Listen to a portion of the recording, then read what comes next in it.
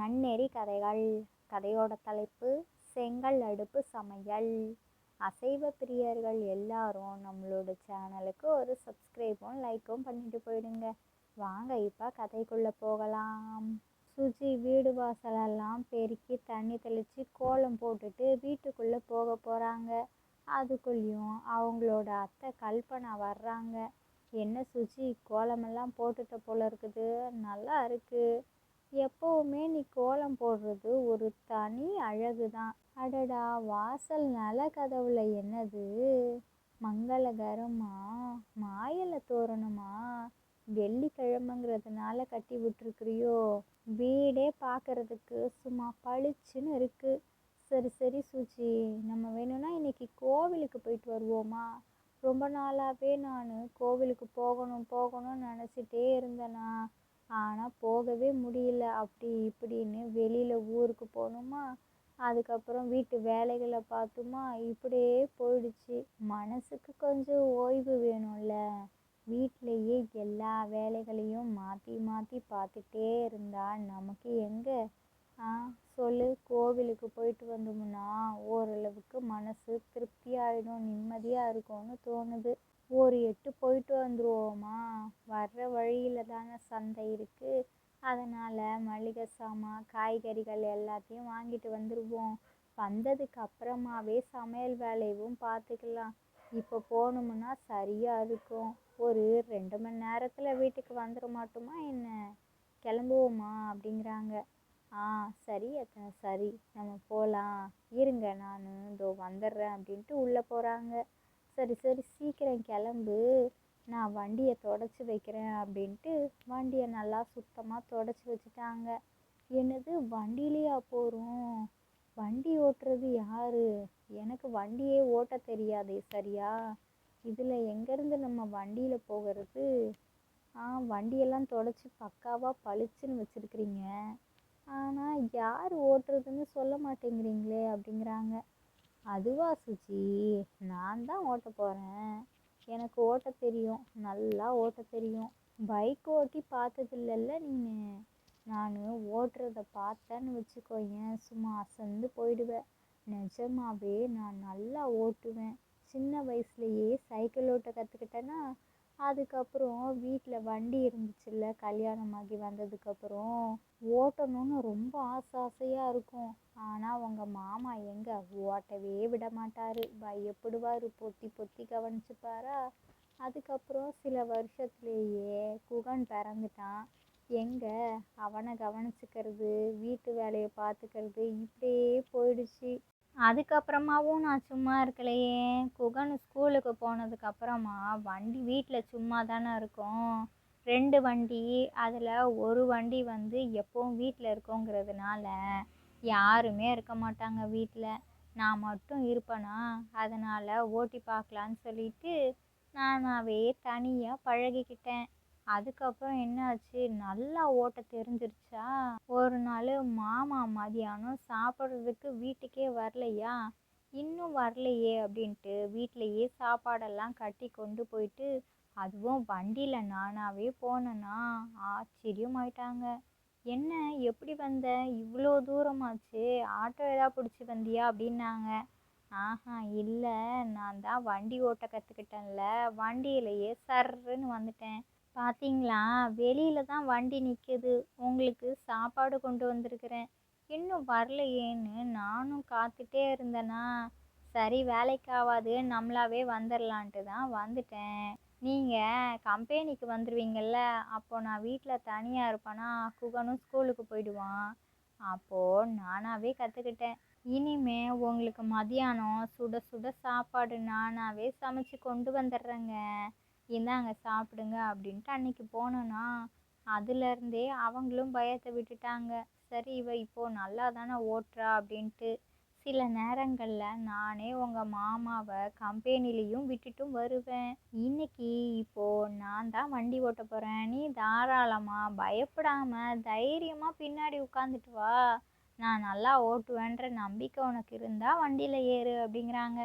சரியத்தை நீங்கள் போட மாட்டீங்கன்னு இப்போவே நல்லா தெரிஞ்சிருச்சு.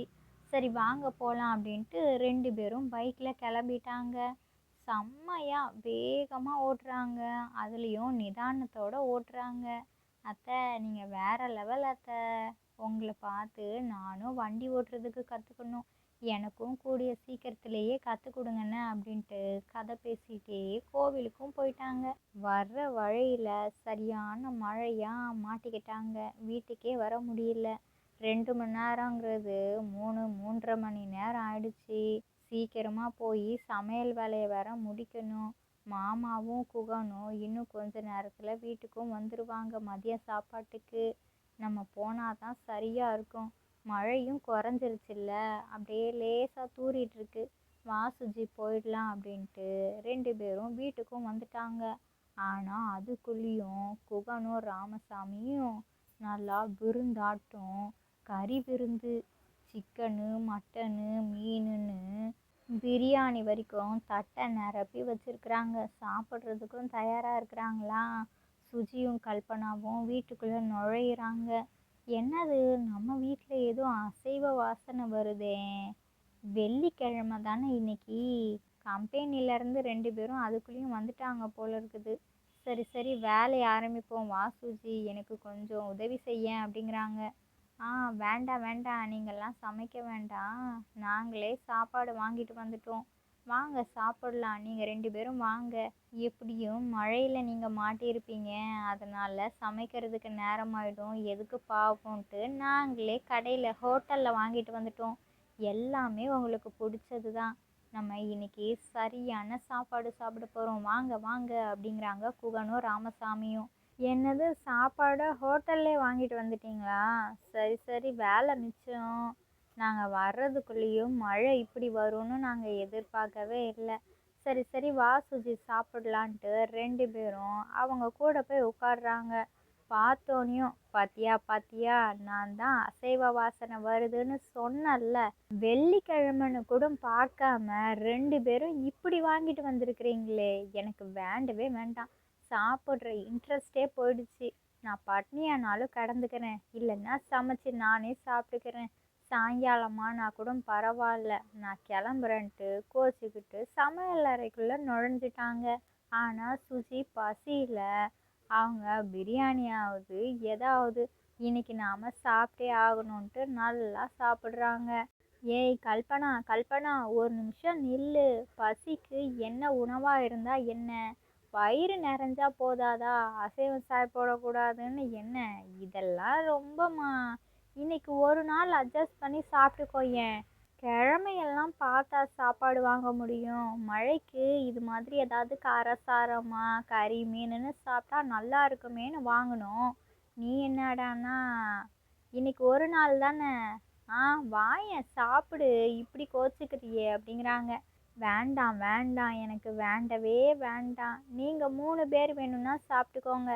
சுஜி பார்த்தியா, இன்னைக்கு நீயும் எழுந்திரிச்சு வரவே இல்லை, கூட்டு சேர்ந்துக்கிட்டியா?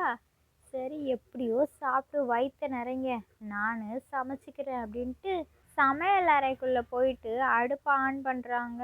ஆனால் ஆனே ஆகலை. பார்த்தா கேஸு தீந்து போயிடுச்சு. அட கடவுளே, என் நேரத்துக்கு இப்படியே ஆகணும், வயிறு வேற பசிக்குதே, இப்போ என்ன பண்ணுறது? அவங்கக்கிட்ட போயிட்டு அசைவம் சாப்பிட்றேன்னு சொன்னால் அசிங்கமாக போயிடுமே. வெள்ளிக்கிழமை நான்லாம் சாப்பிட மாட்டேன். சரி, செங்கலை வச்சு செங்கல் அடுப்பில் இன்னைக்கு நான் சமைக்கிறேன். மண் அடுப்புலையே சமைச்சிருக்கிறேன், செங்கல் அடுப்பில் சமைச்சிட மாட்டேன்னா என்னன்னு சமைக்க ஆரம்பிச்சிட்டாங்க. அதுவும் வாசனையாக இருக்குது, நல்லா இருக்குது. எப்பவும் சமைக்கிற சமையலை விட இன்னைக்கு மனம் வீடு முழுக்க அப்படி வீசுது. அப்படியே செங்கல் வாசனையும் சேர்த்து கம கமன்னு இருக்குது. சாப்பாடை செஞ்சு முடிச்சிட்டாங்களா? ஆனால் சமைக்கிறதுக்கு தான் கொஞ்சம் நேரம் ஆயிடுச்சு. ஆனால் அன்னைக்கு மாதிரி சமையல் இது வரைக்கும் வந்ததே இல்லை. அவ்வளோ டேஸ்ட்டாக எல்லாரும் விரும்பி சாப்பிட்றாங்க. பக்கத்து வீட்டு விக்னேஷ்க்கும் இவங்க வீட்டில் சமைச்ச வாசனை வந்துருச்சு. அவன் வேற சரியான பசியில் இருக்கிறானா, இன்னைக்கு எங்கேயும் போகலை. அதனால் பக்கத்தில் குழம்பு ஏதாச்சும் வாங்கிக்கலாம் அப்படின்ட்டு வர்றான். கல்பனாத்தை கல்பனாத்தை, கொஞ்சம் குழம்பு கிடைக்குமா? நான் இன்னைக்கு வெளியிலையும் போகலையா, சாப்பாடு மட்டும்தான் செஞ்சேன், குழம்பு கொஞ்சம் கொடுங்களேன் சாப்பிட்றதுக்கு அப்படிங்கிறாங்க. வாடா வா, அதுக்கு ஏன் குழம்பு மட்டும்? உனக்காக சாப்பாடே இருக்கு. உள்ள வந்து சாப்பிடு வா வா அப்படின்ட்டு உள்ள கூட்டிட்டு போறாங்க. அவனுக்கு அது ரொம்ப பிடிச்சு போச்சு. அத்தை, செம்மையா சமைச்சிருக்கிறீங்க. இது எப்பவும் சமைக்கிற மாதிரி இல்லையே. நான் எங்கேயும் இது மாதிரி சாப்பிட்டதே இல்லை. ரொம்ப சூப்பராக இருக்கு. நான் ஒரு ஹோட்டல் வைக்கலான் இருக்கேன். அதில் நீங்களே சமைச்சு தந்தீங்கன்னு வச்சுக்கோங்களேன், ரொம்ப நல்லா இருக்கும். உங்களுக்கு சம்பளமும் நான் தாராளமாக தருவேன். என்னத்த, இந்த டீலிங்க்கு நீங்கள் ஓகேவா? நம்ம வேணும்னா ஹோட்டல் வைப்போமா? நீங்கள் தான் நல்லா சமைக்கிறீங்கல்ல. இதே மாதிரி இது என்ன சமையல்? வித்தியாசமான வாசனை, ஆனால் நல்லா இருக்கு. வித்தியாசமான கைப்பக்குவத்தில் இருக்குது அப்படிங்கிறான். ஓ அப்படியாடா, சரி சரி. அதோட ரகசியம் என்னன்னா, நான் செங்கல் அடுப்பு சமையல் செஞ்சேன். அதுதான், வேற ஒன்றும் இல்லைடா. எப்பவும் சமைக்கிற மாதிரி தான், ஆனால் அடுப்பு மட்டும்தான் வேற. மற்றபடி ஒன்றும் இல்லை. சரி, ஹோட்டல் ஆரம்பிக்க போகிறேன், நீ நிஜமாவா சொல்கிற? அப்படின்னா நான் சமைச்சு தரேன். எத்தனை பேருக்கு ஒரு நாளைக்கு சமைக்க வேண்டியிருக்கும் அப்படிங்கிறாங்க. அதுவாத்த, நீங்கள் நம்ம ஆளுங்க வர்றதை வச்சு நம்ம சமைச்சிக்கிட்டா போதும். அதுக்கு இல்லைடா, இது சமைக்கணும்னு வச்சுக்கோயேன், சாதாரணமாக சமைக்கிற நேரத்தை விட அதிகமாக தான் ஆகும். அதனால் முன்னாடியே நீ சொன்னன்னா அதுக்கேற்ற மாதிரி சமைச்சு வச்சிருவேன். அதுக்கு தான் கேட்குறேன் அப்படிங்கிறாங்க. அது வேறையாத்தேன்.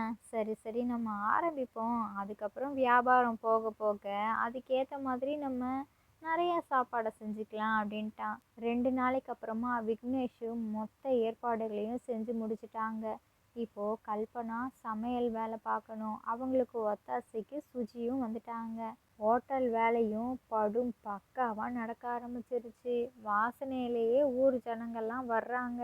செங்கல் அடுப்பு சமையல்னா செங்கல் அடுப்பு சமையல் தான். அடி தூளாக இருக்கா. அந்த விக்னேஷ் முன்னாடி எப்படி சொன்னானோ அதே மாதிரி பேச்சு மாறாமல், வியாபாரம் எவ்வளோக்கு எவ்வளோ அதிகமாக போனாலும் கல்பனாவுக்கு சம்பளத்தில் குறைய வைக்காம அதில் கிடைக்கிற லாபத்தை எவ்வளோ பங்கு கொடுக்கணுமோ அவ்வளோ சரியாக கொடுத்துட்றாங்க. அது போக சுஜி வேற வேலை செய்கிறாங்கல்ல, அவங்களுக்கும் சம்பளம் கொடுக்குறாங்க. விக்னேஷு முழுக்க முழுக்க அவங்களோட எஃபர்ட் போட்டிருக்காங்கல்ல, அவங்களுக்கும் ஓரளவுக்கான சம்பளத்தை எடுத்து வச்சுக்கிறாங்க. இது வரைக்கும் யாருமே செங்கல் அடுப்பு சமையலை செஞ்சதே இல்லை. கல்பனா அதை முயற்சி செஞ்சாங்க. அது நல்லபடியாக வந்துடுச்சு. அது விக்னேஷுக்கும் தெரிய வந்து அவங்க தொழில் பண்ணலான்னு ஒரு யோசனை சொன்னாங்க. கல்பனாவோட சுய யோசனையால் செய்யப்பட்ட செங்கல் அடுப்பு சமையல் விக்னேஷ் மூலமாக இப்போ ஒரு தொழிலாக உருமாறி இருக்கு. அக்கம் பக்கத்தில் இருக்கிற உறவுகள் இவ்வளோ நல்ல சிறந்த உறவுகளாக அமையிறது ரொம்பவே கஷ்டம். கல்பனாவுக்கும் அமைஞ்சிருக்கு, விக்னேஷ்க்கும் அமைஞ்சிருக்கு. விக்னேஷ் கல்பனாவுக்கு நன்றி சொல்கிறாங்க, கல்பனா விக்னேஷ்க்கு நன்றி சொல்கிறாங்க. இந்த கதையிலேருந்து நாம் என்ன தெரிஞ்சுக்கணும் அப்படின்னா, நம்ம வீட்டு பக்கத்தில் உள்ள உறவுகளை நம்மளில் ஒருத்தராக நம்ம நினச்சோன்னா அவங்களும் அவங்களில் ஒருத்தராக நம்மளையும் நினைப்பாங்க. சொந்த பந்தமெல்லாம் அதுக்கப்புறம் தான். அக்கம் பக்கத்தில் உள்ளவங்க தான் ஏதாவது ஒன்றுனாலும் ஒரே நொடியில் ஓடி வந்து நிற்பாங்க. எந்த ஒரு எதிர்பார்ப்புகளும் இல்லாமல் நம்மளால் முடிஞ்சதையும் உதவிகளையும் செய்யணும், அவ்வளோதான். இந்த கதை பிடிச்சிருந்தா லைக் பண்ணுங்கள், ஷேர் பண்ணுங்கள். உங்களோட கருத்துக்களை கமெண்ட் பாக்ஸில் கமெண்ட் பண்ணுங்கள். இது மாதிரி இன்னொரு கதைகள் வீடியோவில் பார்க்கலாம். ஓகே, பாய்.